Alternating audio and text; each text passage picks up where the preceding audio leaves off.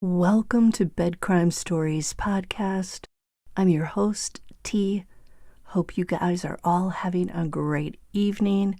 I'm just here with a little bed crime bite. A man named J. Reuben Appelman, who is an author and private investigator, is the only reporter to speak with the father of Idaho student murder survivor Dylan Mortensen. We haven't heard anything from Dylan or from the second survivor, Bethany Funk, so this is very interesting. According to an article in dailymail.com, it says that Appelman wrote a book called While Idaho Slept, and in an interview with Ashley Banfield to discuss the book, he said that in the beginning, weeks after those homicides, she, meaning Dylan, was basically dogpiled on social media. Appelman said that vile web sleuths had accused Mortensen of being involved with the crimes, while others had called her a drug dealer, among other names. Appelman said, quote, "This was part of the trauma that she experienced. Dylan herself has retreated from the public eye. Very few people see her."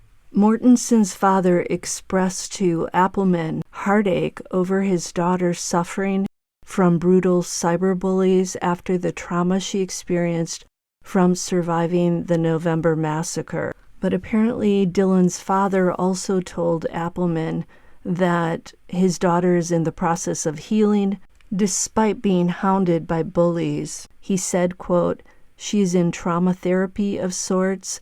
She's getting help from the spiritual community, isolating herself, but she is stepping out a little at a time. She is gaming online with peers in group gaming sessions. She's doing what she can without going into public." Dylan is now 21, and as you probably know, she will be a key witness because she's the person in the home on the night of the attack who told the police that she witnessed a man walk past her bedroom after her friends had lost their lives. Now, Appelman also told Ashley Banfield about a meeting he had with a childhood friend of Bryan Kohberger's, who said the alleged suspect was mercilessly and relentlessly bullied in high school to the point that he had to listen to screamo music through earbuds to block out the taunting. The friend reportedly rode the bus with him to school every day. Appelman said, quote, "This young woman had told me that she wished not to be named, but she told me quite a bit about him. She said that he was bullied almost constantly as a junior high school student, as she was.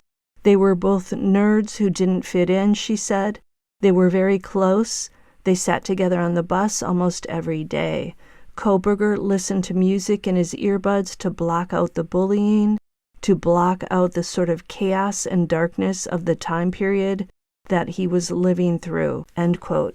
In his junior year, Kohberger would have still been walking around with those extra 100 pounds, and I think we all know how cruel people can be to other people for things like weight, how they dress, if they have some sort of physical affliction. So this same female friend of Kohberger's said that the administrators of their schools did nothing about the bullying at the time, and Kohberger would walk around the halls listening to that screamo music and at times hip-hop and rap. So this guy Appelman is 25 years old, and he's an Idaho resident, and he lives just a couple of miles from the Mortensen residence, which he said may have gotten him in the door, so to speak, literally and figuratively. Appelman said, quote, "When I went to speak to her father, I was able to just walk up to his house. Many national news correspondents had tried the same thing. They hadn't gotten very far. He's a rather large, intimidating man. I don't know if that's a part of the reason why national correspondents couldn't sort of break that wall and talk to him." When he was asked why he was the first reporter Mortensen spoke to, he replied, "I don't know if I caught him on the right day or what, but he hadn't spoken to anybody else. He had turned down the New York Times. I had Idaho plates on my car. Maybe that had something to do with it. I've lived here for 25 years almost. I live just a couple of miles from Dylan Mortensen, actually, and a couple of miles in the other direction from her father. I was able to pull up to his house. He answered the door. I told him as an Idaho guy researching this book, and I don't know if I caught him on the right day or what, but he hadn't spoken to anybody else. He had a very large dog that was watching me very carefully, and I think Brent Mortensen was watching me very carefully too. He has a lot of reason to distrust reporters," end quote. Dylan Mortensen has been subjected to more than her share of online bullying. I think part of that was that so many people, when they read how much time had passed between when she saw this masked man walking through the house to when 911 was called, were like, what in the world happened? Like, why didn't you call the cops right away? And I'm hoping that if the case does go to trial, that we can get an answer to that question.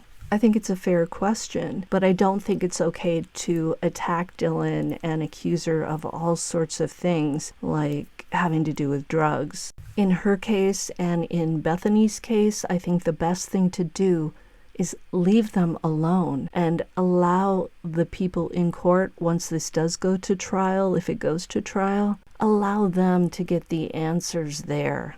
I can't tell you how many true crime shows I've watched where you think you know who the culprit is or was, and you're convinced of it, and then you find out that the most unsuspecting person is the actual perpetrator.